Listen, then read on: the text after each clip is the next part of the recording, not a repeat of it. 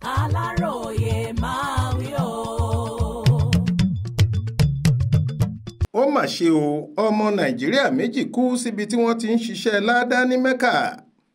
Méjì nínú àwọn ọmọ orílẹ̀-èdè Nàìjíríà tí wọ́n ti kalẹ̀ sílùú Mẹ́kà lórílẹ̀-èdè Saudi Arabia fún iṣẹ́ Hajj ọdún 2024 yìí ni wọ́n ti dágbére fáyé. Àwọn olóògbé méjèèjì ọ̀hún, ọkùnrin kan àti obìnrin kan, ni wọ́n wá láti ìpínlẹ̀ Kebbi lórílẹ̀-èdè Nàìjíríà.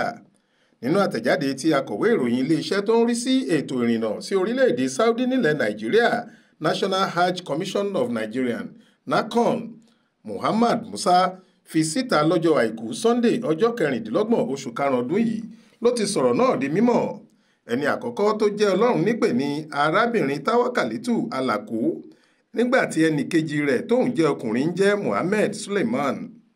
Garba Takware tí í ṣe alága àwọn ìgbìmọ̀ elérò hajj nípínlẹ̀ Kebbi tóun náà fìdí ìṣẹ̀lẹ̀ yìí múlẹ̀ sọ pé Hajia Tawakalitu Buzare Alako tó wá láti ìpínlẹ̀ Kebbi yìí kò ṣàìsàn, oúnjẹ ló fẹ́ lọ gbà ní òtẹ́ẹ̀lì tí wọ́n fi wọ́n wọ̀ sí tó fi ṣàdédé ṣubú lulẹ̀ lójijì lọ́jọ́ àbámẹ́ta sátidé ọjọ́ 16 oṣù karùn-ún ọdún yìí tó sì kú.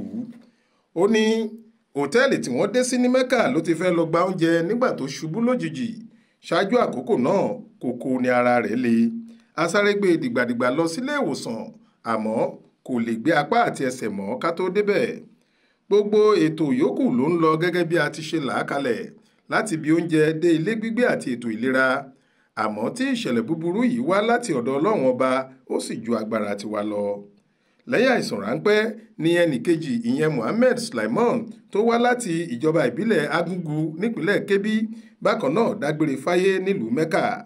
Alhaji Farouk Aliyu Enabo tó jẹ́ alága ìgbìmọ̀ tó ń mójútó ìgbáyégbádùn iléeṣẹ́ hajj ìpínlẹ̀ Kebbi ló fọ̀rọ̀ náà síta fáwọn oníròyìn nílùú Mẹ́kà lọ́jọ́ Sunday. Ó ní lọ́jọ́ àìkú Sunday ọjọ́ 26 oṣù karùn-ún ọdún yìí ni olóògbé dákẹ́ lẹ́yìn àárẹ̀ díẹ̀.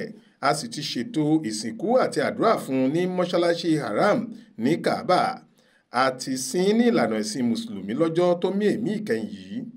Lórúkọ ìjọba ìbílẹ̀ Kebbi àtàwọn èèyàn ìpínlẹ̀ náà pátá, mo kí àwọn ẹbí olóògbé kú ara fẹ́ra kù èèyàn wọn. A gbà ládùúrà sí Ọlọ́run ọba kó bá a forí gbogbo àṣìṣe rẹ̀ jìn, kó sì gba òun àtàwọn òkú yòókù sí àlìjọ́nnà onídẹ̀ra. Ó rọ mọ̀lẹ́bí olóògbé láti gbà á gẹ́gẹ́ bí àmúwá Ọlọ́run, torí kò sí ẹ̀dá kan tí yóò lò kọjá ìgbà tí ẹlẹ́dàá ti dá fún un. Ká rántí pé láti ọjọ́rú wẹ́sídẹ̀ẹ́ ọjọ́ 25 oṣù karùn-ún ọdún yìí ni àwọn alálàájì àti alálàájà ilẹ̀ Nàìjíríà ti gbéra lọ sílùú Mẹ́kà ní ìpalẹ̀mọ́ fún iṣẹ́ hajj ti ọdún yìí. Nínú àwọn bíi ẹgbẹ̀rún 75,000 65,000 tí yóò lọ láti Nàìjíríà lọ́dún 2024 yìí, àwọn 154 20,154 ni wọ́n ti balẹ̀ sílùú Mẹ́kà bá a ṣe ń sọ yìí. Mọ́nísọ́lá Sàká ló ṣàkójọ ìròyìn yìí fún iléeṣẹ́ tẹlifíṣàn Aláròyé Online TV. Faith Adébọ́lá ló kà á sétí ìgbọ́ yín.